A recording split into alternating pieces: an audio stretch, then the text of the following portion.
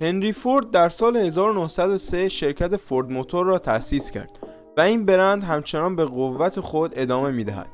پذیرش خط تولید در سال 1908 به انقلاب صنعت خودروسازی کمک کرد و اولین خط تولید خودروهای ارزان قیمت آمریکایی را معرفی نمود. از زمان معرفی مدل تی، خودروهای فورد با نوآوری تکامل یافته‌اند، در حالی که همچنان به طور کلی مغروم به صرفه باقی مانده و از فرمول تولید انبوه اولیه پیروی کرده‌اند. فورد مستانگ که به مدت چندین دهه به عنوان بهترین خودروی اسپورت آمریکایی مغروم به صرفه شناخته می شود، اما هر از گاهی این برند خودروهایی می سازد که به دور از بودجه هستند، یا به تعداد زیاد در دسترس نیستند، یا اینکه زمانی ارزان بودند اما به تدریج نادر شدند. ارزش آنها افزایش یافته و در حراج‌ها قیمت‌های قابل توجهی به دست آوردند. این شامل خودروهای اسپورت قدیمی، خودروهای مفهومی منحصر به فرد و قهرمانان تاریخی مسابقات اتومبیل رانی می شود. ما فهرستی از گرانترین خودروهای فورد که در حراج فروخته شدن را گردآوری کردیم. امروز میخوام بهتون 10 تا از گرانترین ماشین‌های فورد مستانگ رو معرفی کنم. شماره 10: شلبی جی تی 500 کانورتیبل 1969. مالکیت خودرویی که توسط کارل شلبی افسانه‌ای کار شده، یکی از 10 دستاورد برتر برای هر عاشق خودرویی است.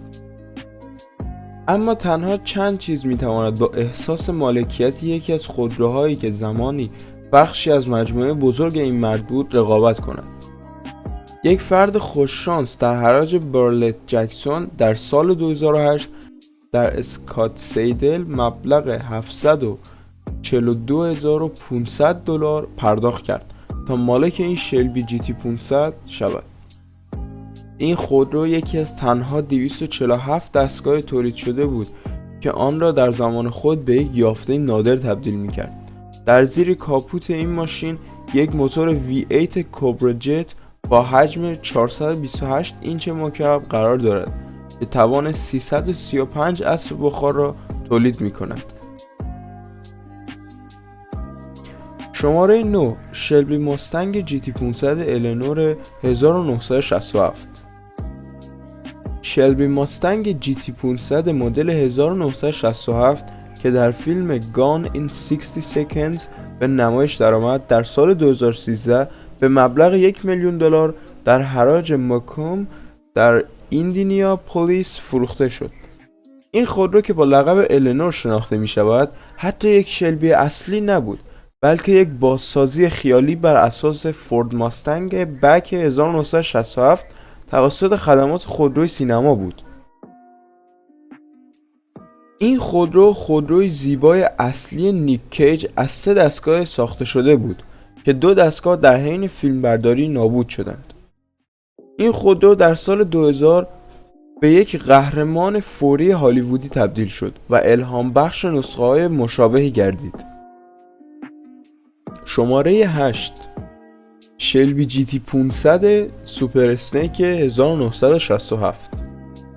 هر جمع‌آوری کننده جدی شلبی حتما در زمان فروش تنها شلبی جی تی 500 سوپر اسنیک مدل 1967 در سال 2019 در حال آماده باش بوده است.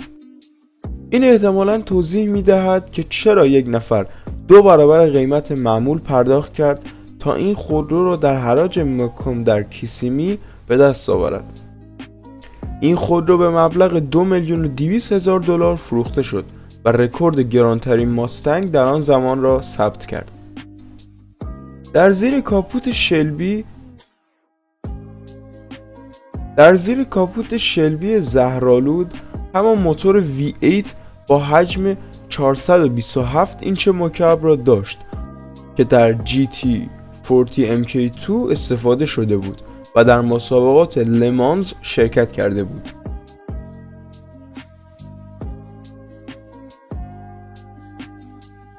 شماره 7: براونر هاکفورد دین ون لاینز اسپشیال 1965. دهه 60 میلادی را میتوان به عنوان یکی از پرافتخارترین سالها برای برند بلو اوول فورد به حساب آورد، در حالی که فورد جی تی 40 در مسابقات 24 ساعته لمانز در اواسط تا اواخر دهه 60 تسلط داشت. ماریو اندرتی به عنوان یک تازه‌کار در سالهای 1965 و 1966 قهرمانی ایندیکار را به دست آورد و با خودرو 1965 براونر هاکفورد دین ون لاینز اسپشیال خود به پیروزی رسید. این خودرو کلاسیک مسابقه‌ای که به طور کامل بازسازی شده و جوایزی را کسب کرده بود، در حراج مکوم به فروش رفت و به مبلغ $2,200,000 فروخته شد. بولیت فورد مستنگ جی تی 390 1968. تعقیب و گریز 10 دقیقه‌ای در فیلم بولیت یکی از نمادین‌ترین تعقیب و گریزهای خودرویی در تاریخ سینما است.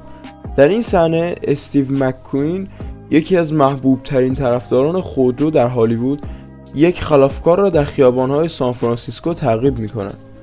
خودروی عضلانی سبز رنگ مورد اشاره یک فورد مستنگ جی تی 390 مدل 1968 بود. این خودروی نمادین در سال 2018 دوباره به صحنه بازگشت. پس از آن که مدل 2019 ماستنگ بولیت را معرفی کرد و در حراج مکوم در کیسیمی در سال 2020 به مبلغ $3,740,000 شامل کمیسیون ها به فروش رفت که آن را به یکی از گرانترین خودروهای فورد بازسازی نشده تاریخ تبدیل کرد. شماره 5 شلبی ماستنگ جی تی 350 آر پروتوتایپ 1965. ماستنگ پروتوتایپ مدل 1965 یک قطعه واقعی از تاریخ خودروسازی است که نشان می‌دهد پیوستن کارل شلبی به فورد میباشد. جای تعجب نیست که این خودرو در حراج مکوم در سال 2020 به مبلغ $3,850,000 فروخته شد و با احتساب کمیسیون خریدار به $4,070,000 رسید. این خودرو در پیست گرین ولی در استیمفیلد در سال 1965 رانده شده است. در حال حاضر این خودرو با ارزش‌ترین ماستنگ به شمار می رود. شماره 4 فورد جی تی 40 MK3 1967. در میان نمادهای جی تی 40 فورد جی تی 40 مدل MK3 1967 یکی از معدود خودروهای آماده مسابقه است که فورد آن را بازسازی کرد تا به خودروی اسپورت قانونی در خیابان تبدیل شود. در سال 1967 این خودرو به قیمت $18,000 فروخته شد که آن را به یکی از گرانترین خودروها در دهه 60 تبدیل کرد. این مبلغ معادل حدود $160,000 در سال 2022 است، اما این رقم هیچ چیز نزدیک به ارزش کنونی خودرو نمی باشد. فورد تنها 7 دستگاه از نسل سوم قاتلین اصلی فراری را تولید کرد و این خودروها به قیمت‌هایی تا $5,000,000 رسیدند. شماره 3 فورد جی تی 40 رودستر پروتوتایپ 1965. جی تی 40 در مجموع 87 دستگاه تولیدی داشت، اما قبل از اینها 12 پروتوتایپ وجود داشت که 5 مورد از آنها جی تی 40 رودستر بودند. یک نمونه نادر و تنها رودستری که به طور مداوم در فرم اصلی خود حفظ شده است در حراجی RM 120 در سال 2019 به مبلغ $7,650,000 فروخته شد. این خودرو برای شلبی آمریکا به عنوان یک خودرو آزمایشی و توسعه ساخته شده توسط رانندگان افسانه‌ای مانند کن مایلز، کارل شلبی و جیم کلارک رانده شده است. شماره 2 فورد جی تی 40 MK2 1966. در سال 2018 یک فورد جی تی 40 MK2 در مدل 1966 در حراج RM 120 در مونتری به مبلغ